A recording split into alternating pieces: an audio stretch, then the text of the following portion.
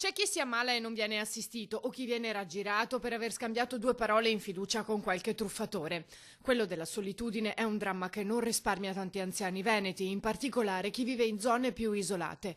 I dati dello SPCGL, che ha condotto un'indagine approfondita, sono preoccupanti. 210.000 anziani soli over ottantenni, quindi è un esercito di persone ed è una situazione che sta diventando sempre più drammatica, il tema della solitudine. Persone insomma, che vivono in una situazione di forte disagio perché la nostra società non tiene conto della popolazione che invecchia e così noi non abbiamo né le abitazioni che sono a misura di anziano, né le nostre città, né la mobilità e le persone tra l'altro anche con redditi che sono sempre più bassi perché noi sappiamo quanto siano falcidiate le pensioni, che si trovano in una situazione di completo abbandono.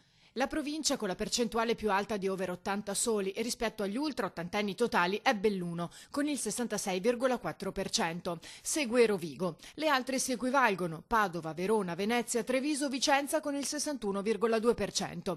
Insomma, gli anziani che vivono soli nelle province superano il 60% e secondo il sindacato la politica deve tener conto di questa situazione.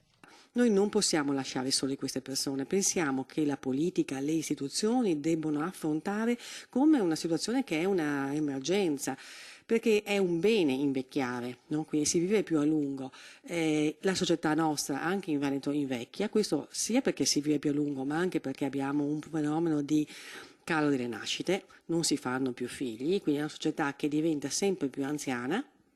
E abbiamo bisogno appunto di farcene carico, di costruire una città, una dimensione sociale che combatta la solitudine. È un tema di democrazia perché poi tra l'altro insomma una percentuale molto alta di queste persone anziane sole sono donne perché vivono più a lungo e hanno pensioni più basse degli uomini, diventa una questione invalidante.